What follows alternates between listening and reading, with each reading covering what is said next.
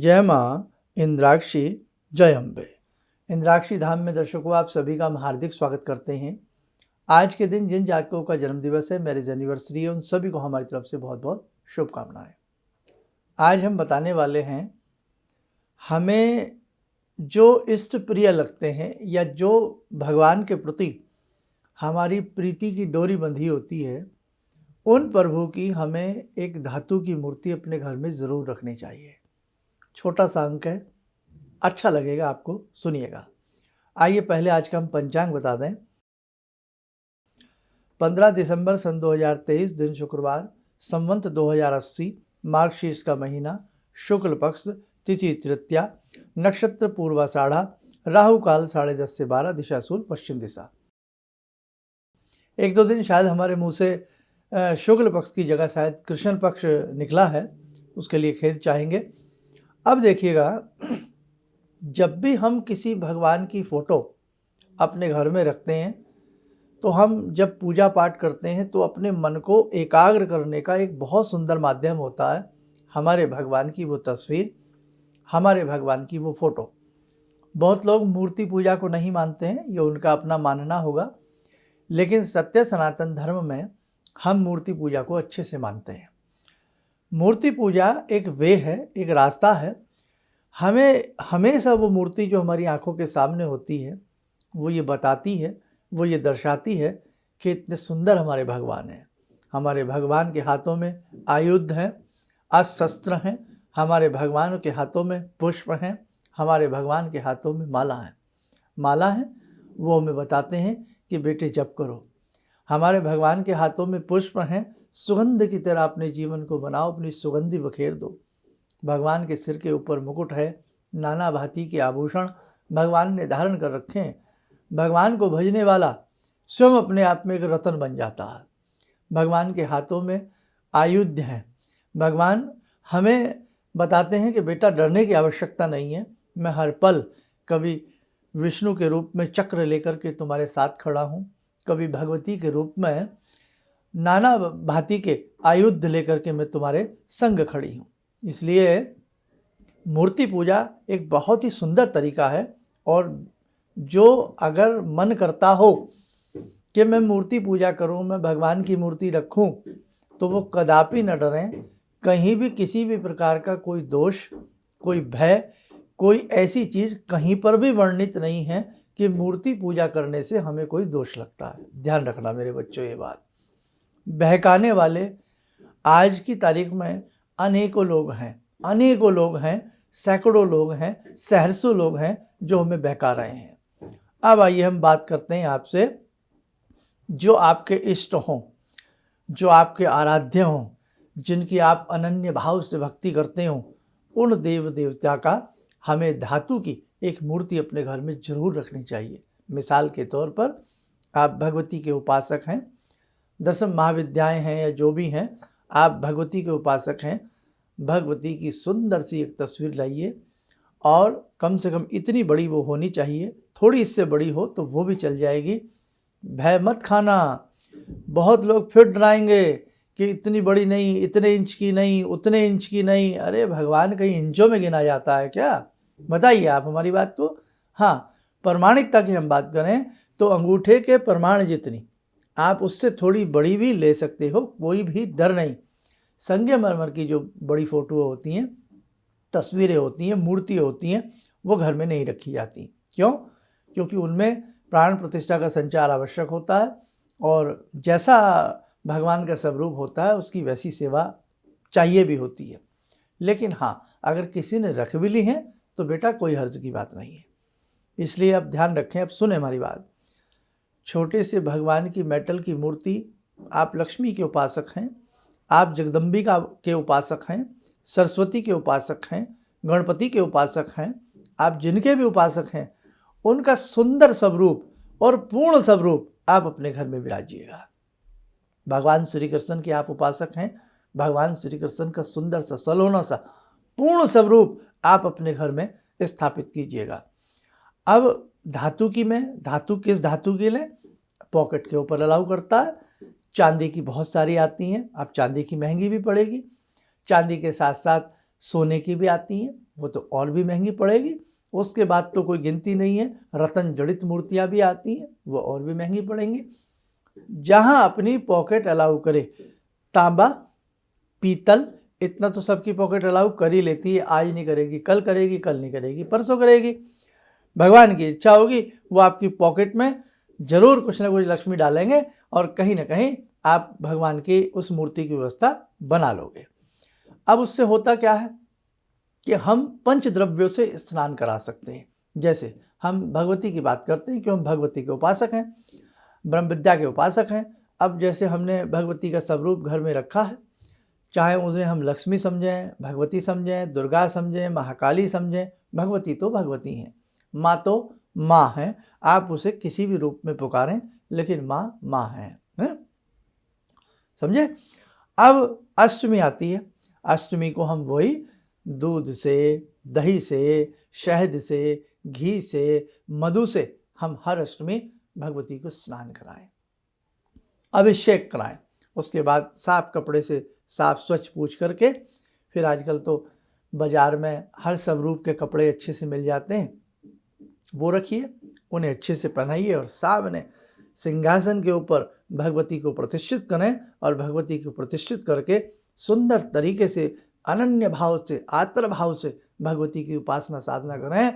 आप माने न माने, आपके घर में जगदम्बा विराजमान हो जाएंगी। आपको पूजा में आनंद आने लगेगा, आपको भक्ति में आनंद आने लगेगा। अब होता क्या है कि आज इतने लोग हमें डरा देते हैं, अरे अंगूठे से लंबी हो गई तो अनर्थ हो जाएगा, ये हो गया तो वो हो जाएगा, जोत की पत्ती में ऐसे फूल बन जाए तो तुम्हारी किस्मत खुल जाएगी। मतलब बेकार की बातें, इतने ड्रामेबाजी भगवान के नाम पर लोग बता रहे हैं, पूछेगा मत। तो देखो, जो इंद्राक्षी धाम से जुड़े हैं, अब तो आपको आदत पड़ गई होगी ना हमारी कटु बातें सुनने की, कड़वी बातें सुनने की, डांट की, फटकार की आदत डाल लीजिए अब आप, जिन्हें नहीं पड़ी है, लेकिन पड़ गई होगी आपको। इसलिए क्योंकि हम सत्य के साथ देते हैं, सत्य वाली बातें आपसे बताते हैं, आपकी आंखों में अंधविश्वास वाली बातें हम नहीं आने देंगे। अब फूल छोटा बने, फूल बड़ा बने, फूल टेढ़ा बने, क्या फूल ही देखते रहोगे?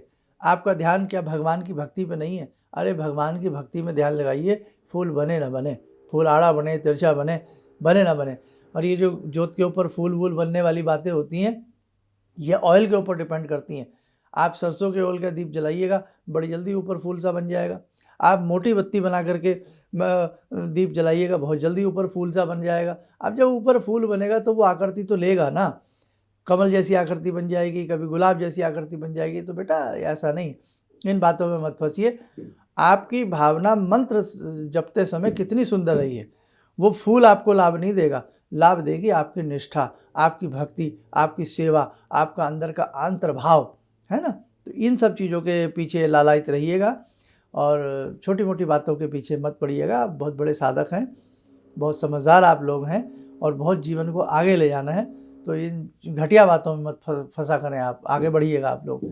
अब हमने आज कहा कि अंगूठे से बड़ी भी हो, थोड़ी बड़ी हो, चल जाएगी, इतनी बड़ी तक भी हो चल जाएगी, कोई दिक्कत नहीं है। जगदम्बा की फ़ोटो तो इतनी बड़ी ही सुंदर घर में विराजमान होती है, आनंद आता है। उन्हें वस्त्र पहनाना, उन्हें स्नान कराना, अभिषेक कराना। तो अष्टमी के दिन आप अभिषेक कैसे कराते हैं? गणपति का अभिषेक कैसे कराते हैं? लक्ष्मी का अभिषेक कैसे कराते हैं? दुर्गा का अभिषेक कैसे कराते हैं? विष्णु अभिषेक कैसे करते हैं? शिव अभिषेक कैसे करते हैं? मंत्र अलग अलग नहीं हैं, अभिषेक के मंत्र वही हैं और द्रव्य भी वही हैं। आपको कुछ भी नहीं आता, इतना तो हम बोल सकते, दूध को दुग्धम, जल को जलम, घी को घृतम, इतना तो सब जान ही लेते हैं। जल को जलम, जल चढ़ा रहे, जलम समर्पयामि, थोड़ा थोड़ा दूध चढ़ाए, दुग्धम समर्पयामि, घृतम समर्पयामि, मधु समर्पयामि, है ना। ऐसे ऐसे बोल दीजिए आप। बस आप ये भी नहीं बोला जाता तो दूध समर्पयामि मन से बोल दीजिए। भगवान भाव देखते हैं, नहीं कि आपकी भाषा। भाव बड़े हैं भगवान की भक्ति में, भाषा नहीं है। भाषा तो सभी, ऐसा नहीं है कि सभी संस्कृत में प्रकांड विद्वान है, भाषा की बात नहीं होती है। भाषा अपनी जगह है ना। तो आपकी भाव अच्छे होने चाहिए। अब जैसे भाषा आपकी अच्छी है लेकिन आपके भाव अच्छे नहीं हैं, तो आप बहुत विद्वान हैं, आपकी संस्कृत आपके होठों पर कंठस्थ है, लेकिन आपके भाव अच्छे नहीं हैं।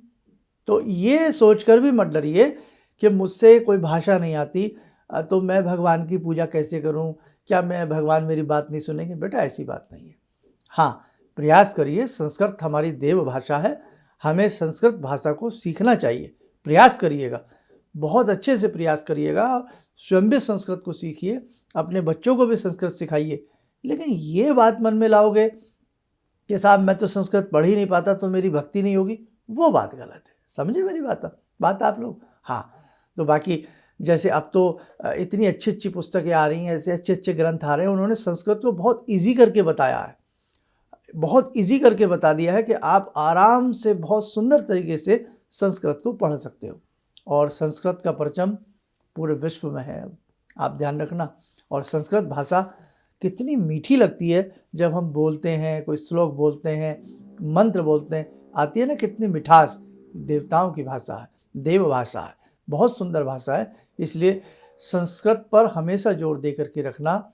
लेकिन अगर आपको किसी वजह से नहीं आती है तो बेटा डरने की आवश्यकता नहीं है। करत करत अभ्यास जड़ मत होत सुजान। तो आप हिंदी में ही बोल सकते हैं, दूध समर्पयामि, जल समर्पयामि, लेकिन अपनी पूजा करिए। आज यही बताया है कि इसलिए धातु की, कोई भी चांदी की हो, पीतल की हो, तांबे की हो, कोई भी ऐसी मूर्ति अपने घर में रखिएगा, आपको बहुत सुंदर लाभ देगी, है ना। उसकी धीरे धीरे आपको और बहुत सारी बातें, पूजा विधि हम बता देंगे। एक चीज़ ध्यान रखें, मूर्ति बीच में से खोखली नहीं होनी चाहिए। अमूमन जब आप बाज़ार से मूर्तियाँ लाते हैं तो वो बीच में से खोखली होती हैं, बिल्कुल खोखली होती हैं। तो उसके अंदर बेटा कोई ना कोई चीज़ भरवा दिया करें। बहुत सारी चीज़ें उन दुकानों पे ही मिलती हैं, उसका भर कर के भरी हुई खरीदिएगा। नहीं तो सबसे अच्छा आप मेटल की खरीद लीजिएगा, तांबे की खरीद लीजिएगा, वो पॉकेट भी अलाउ कर जाती है और भरी भी मूर्तियाँ। और जब भी मूर्ति खरीदें, नैन, नकश, नाक, कान, आँखें सब अच्छे तरीके से लीजिएगा। हम देखते हैं बाज़ार में कई बार ऐसी मूर्तियाँ आती हैं, समझ में नहीं आता आँख कहाँ है, नाक कहाँ है, बस इतना समझ में आ रहा है ये मूर्ति है। नहीं नहीं नहीं, आप अच्छे से चूज़ कीजिए। भगवान का मसला है, बाज़ार से एक सेब खरीदते हो ना, चारों दिशाओं से टटोलते हो उसको। आप एक आलू खरीदते हो, उसे टटोलते हो, टमाटर खरीदते हो, टटोलते हो ना टटोलते हो? बताओ हम गलत कह रहे हैं? तो जब आप छोटी छोटी चीज़ें खरीदते हो ना, चारों तरफ से ठोक बजा के देखते हो, आप पैसा दे रहे हो, तो जब आप मूर्ति लो उसे चारों तरफ से देखिएगा। आप उसे नकारेंगे, दूसरा नकारेगा, तीसरा नकारेगा, दुकानदार कुछ भी करेगा, आगे से वो भी ऐसी पीछे से फैक्ट्री से मूर्तियाँ नहीं लाएगा, उसको मजबूर होकर अच्छी ही लानी पड़ेंगी। इसलिए बेटे मैं यहाँ किसी की गलती नहीं बता रहा हूँ, गलती हमारी समझ की है कि हम जैसा भी मिला पूजा के नाम पे हम वैसा ही ले आते हैं। पंडित जी को कपड़े देने हैं, साहब कल एकादशी का उद्यापन कर रहे हैं, कल हम सोमवार का उद्यापन कर रहे हैं, ब्राह्मण आ रहे हैं घर में, आप ऐसे कपड़े ले आते हैं। बुरा मत मानना, आप सभी की हम बात नहीं कर रहे हैं, पाँचों के लिए एक साल नहीं होती हैं कि ब्राह्मण उन्हें पहनेगा भी नहीं। आप समझ लेते हैं, आप तो खुश हो जाते हैं हमने ब्राह्मण को वस्त्र दे दिए। मालूम नहीं है कि आज के समय में सिलाई कितनी है, कपड़ा सस्ता है, सिलाई महंगी है। मानते हो ना इस बात को? तो इसलिए किसी को मत दीजिए तो ऐसा दीजिए कि वो उसको उपयोग कर सके, उसको पहन सके। किसी को भोजन दीजिए तो ऐसा भोजन दीजिए कि वो उसको खा सके। समझ गए? इसलिए कभी भी ध्यान रखना, घर का झूठा बचा हुआ भोजन कदापि पशुओं को नहीं खिलाना चाहिए। हम अक्सर यही करते हैं ना, झूठी रोटी बच गई, झूठा कुछ बच गया, हम गाय को दे देते हैं। अरे भैया वो माँ है, आप शुद्ध भोजन दीजिए, शुद्ध भोजन खिलाइए, झूठन मत दीजिएगा। अब झूठन का क्या होगा साहब? झूठन का क्या करें? क्यों बचाते हो झूठन? उतना ही परोसवाइए ना, उतना ही लीजिए ना। अन्न देव हैं, अन्न भगवान है, इसलिए अन्न का अनादर मत करिएगा। तरीके से बहुत सारी बातें हैं। देखो भाई, पता तो आपको सब है, लेकिन कई बार जब हम जैसे आपका कान ऐंठते हैं ना, तब जब ज़्यादा आपको समझ में आता। तो चलिए खैर, सब्जेक्ट यही था कि जब भी बाज़ार से आप कोई भी मूर्ति लाएं, चाहे लड्डू गोपाल लाएं, कृष्ण जी लाएं, दुर्गा लाएं, भवानी लाएं, बढ़िया सुंदर वैभव, चेहरे के ऊपर नूर उनके लगे कि लग रहा है कोई वैभव। और जब आप रोज़ उनकी पूजा भक्ति करोगे ना, अपने आप ही उनके चेहरे के ऊपर आपको नूर महसूस होगा। और भगवती जब नूर उनके चेहरे पे आपको दिखेगा ना, तो आपके फेस के ऊपर स्वयं नूर आने लगेगा। आप छोटी छोटी बातें लेकिन कभी आजमा के देखो, आपको अच्छा लगेगा। चलिए, समय और चल आज की ध्यान साधना का जुड़ते हैं जगजननी माँ भगवती से।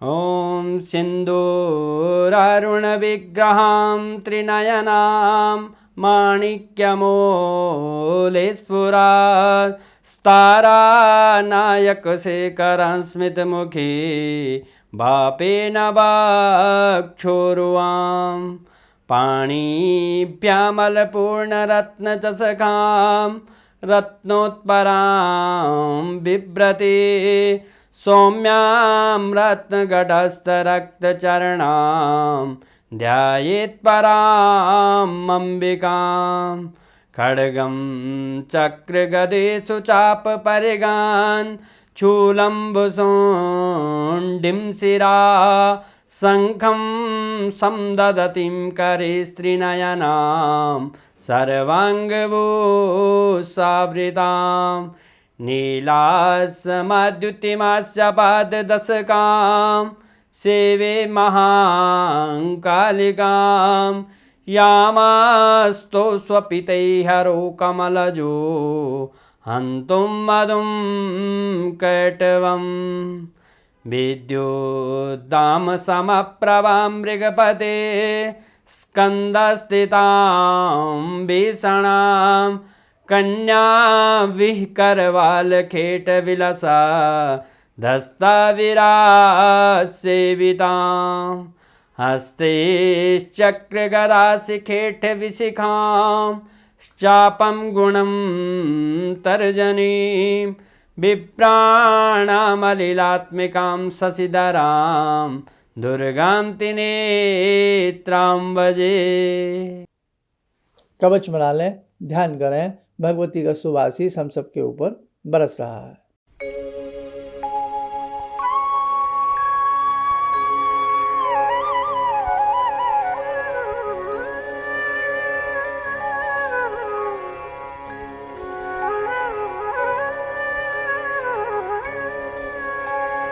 ओम बोलते हुए नेत्र खोलें, सामान्य हो जाए। देखो साधकों, जो हमारे पुराने दीक्षित बच्चे हैं जिन्होंने भी संस्थान से दीक्षा ली हुई है, नए साल के हिसाब से और वैसे भी एक नया रिकॉर्ड बनाया जा रहा है। अभी सभी अपना नाम नंबर, बहुत लोगों के फ़ोन नंबर चेंज हो जाते हैं ना, तो सभी अपना मोबाइल नंबर, नाम एंड कहाँ से आप हैं, जिन्होंने दीक्षा ली पहले, वो अपना नाम नंबर ज़रूर हमारे संस्थान में लिखवा दें। और जो नए साधक दीक्षा लेना चाहते हैं तो वो भी हमारे संस्थान में नाम नंबर अपना लिखवा सकते हैं। 22 तारीख से दीक्षा के मंत्रों का जप प्रारंभ हो जाएगा, 22 दिसंबर से। चलिए, आप सब स्वस्थ रहें, सुखी रहें। इन्हीं शुभकामनाओं के साथ हम अपनी वाणी को विराम देते हैं। जय जय अम्बे। जिंदगी के इस प्रवाह में तमाम लोग डिप्रेशन के इस हालात से गुजर रहे हैं। सफलता असफलता अपनी जगह की बात है, लेकिन पता नहीं कितने सारे लोगों को इन्होंने डिप्रेशन से उबारा है, नया मोटिवेशन दिया है काम का। इनका जो एक अनुभव था कि एक मेरी बातें इनसे लगातार कभी कभार हो जाया करती हैं। एक दिन मेरी बात हो रही थी, अचानक इन्होंने प्रश्न किया कि क्या आपके यहाँ कौवे आ रहे हैं। मैं बहुत तेज चौंका।